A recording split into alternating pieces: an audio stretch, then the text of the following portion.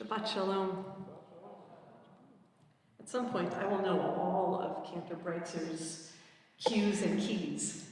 Tonight we learned that means get them up for Lecha Dodi. It's time to face the door. It's super subtle. That's on me, Cantor. One day, a few years ago, I was sitting in the back of a police van with my hands zip-tied behind my back. It was the result of an act of civil disobedience in protest against family separation at our southern border. And I was in good company, including our senior rabbi and members of this community. They drove about 12 of us in that van to one police plaza and parked outside of the building. We heard the officers turn off the engine and leave the van. There were no windows to the outside or to the cab in front. Many minutes went by. Then more minutes went by. Later, we learned that they thought the air conditioning was left on, but it was not. We were getting very hot and sweaty. We tried to get their attention by stamping in unison, making noise, but to no avail. So I began breathing, just taking deep breaths to not allow myself to slip into a panic. And then a voice from my friend, Rabbi David Adelson, said, "Hey, are you okay?" And I said, "Yes, just breathing." And he said something that stayed with me. He said, "You can always return to your breath. It is always there for you to come back to."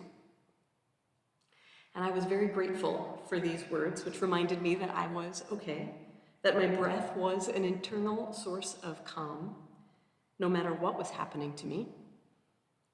From the day we are born until the day we die, breath endures. It may not always come easy, but it is there for us to count on. During Sukkot, though, we read a text that challenges this notion of breath. We read the book of Kohelet, or Ecclesiastes. Kohelet is a king of Israel who takes stock of the world around him, and he laments, Hakol Havel, Havel Havalim, which is often translated as, all is futile, futility of futilities. But Havel has mainly come to be translated as futile because of how Kohelet uses it. Havel means breath or vapor. And he uses this metaphor to speak about things that are fleeting, like a breath that is here and then gone. Things that are not enduring at all. Wealth and riches, he says, are Havel Havalim. It can all be lost in a second. Pleasure, he says, is Havel, futile to pursue it, because it can be so quickly replaced with pain. Even wisdom, he says, is Havel, because one bad decision can take away all that we've built. Kohelet is a fairly morose character, resigned to the sometimes hapless ways of human nature. And this is who we read on Sukkot, Zman Simchatenu, the season of our joy. All is futile, vanity of vanities. Where is the joy in that? He calls all of these pursuits, wealth, pleasure, and even wisdom, mere breath. But as Rabbi Adelson taught me, that same breath is also enduring. It is always there to come back to. It matters. So which is it? Is Havel wispy and fleeting, or is it enduring and consistent? It is both. And it is a good symbol for Sukkot, because Sukkot is also both. On Sukkot, as the leaves fall from the trees, we're drawn to contemplate just these very questions. What is fleeting and what is enduring? What can we count on and what is false comfort? These existential questions are woven into the holiday itself. The sukkah is a symbol of all that is ephemeral. The flimsy walls swaying in the wind, a roof permeable to rain, and up for a mere week, and then it's gone, no matter how beautiful and adorned with paper chains and fruit it has been. It never lasts beyond Shmini Atzeret. Havel havalim, futility of futilities.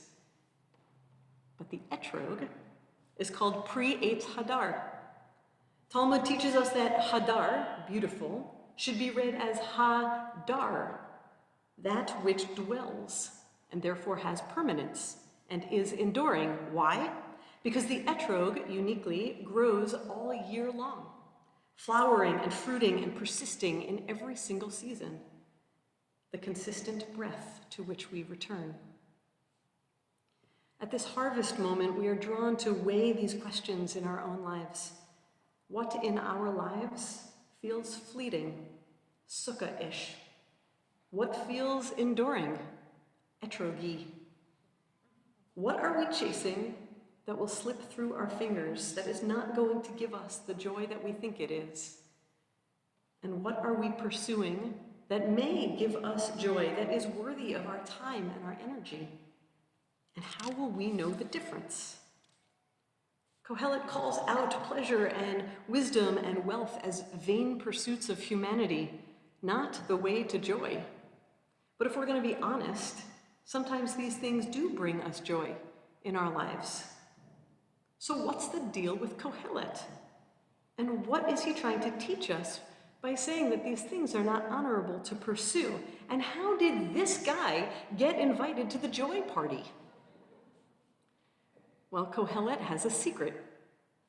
It's not even that well hidden a secret. It is in chapter 4, literally right there. He knows the answer to his own question. How do we make otherwise fleeting things endure? He writes, "The case of a person who is alone, with no companion, yet he amasses wealth without limit, and his eye is never sated with riches, that, he says, is havel, futility, and an unhappy business." But he continues, "Two are better off than one, in that they have greater benefit from their earnings." It was not the earnings that were a problem for him at all. He goes on, "Two are better off than one, for if they should fall," he says, "one can raise the other. But woe be to him who falls with no one to raise him.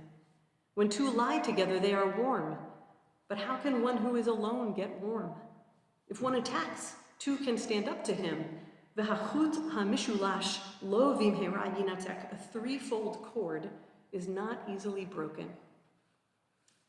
Kohelet is the joy guy because he has a definition of how to live on this earth joyfully. For Kohelet, havel, breath that disappears, is defined by solitude and detachment. Are wealth and pleasure and wisdom havel? Only when amassed for one's own sake, in place of companionship. And what is breath that endures? When we join with others, when we use our resources to hold each other up, to provide for this world, when we share our wisdom with curiosity and use it for the good of others, when we include others in pleasure and goodness. These, Kohelet reflects, become worthy of our time and can sustain us and others. When we have co-conspirators, when we make sure that no one is walking this path alone, that which is fleeting is transformed, and we and our lives can become etrogish in nature. Consider the English word conspirator, a partner, a person who will stick it out with us no matter what. Kan, meaning with, and spire, meaning breath. A conspirator is someone that we breathe with. My breath was there all along in the police van, but it was my friend who reminded me that my breath was enduring and a place of comfort. So for Kohelet, all is havel if we breathe alone, or let someone else breathe alone. But if we breathe with, we can warm each other, We can protect one another. We can benefit from this earth's bounty with one another. We will not be easily broken. There's our Zman Simchatenu, there's our joy. And there is why we invite Kohelet to our joy party. He actually really knows how to get down. In the midst of this Sukkot, with Kohelet by our side, may we find ourselves breathing together and creating amongst ourselves and between us and our neighbor and between us and the stranger that we haven't even yet met, a joy that is not alone but is shared, not flimsy but is deeply connected, and not fleeting but is an enduring, uplifting, and unifying joy, an etrog joy. Moadim l'simcha, and Shabbat Shalom.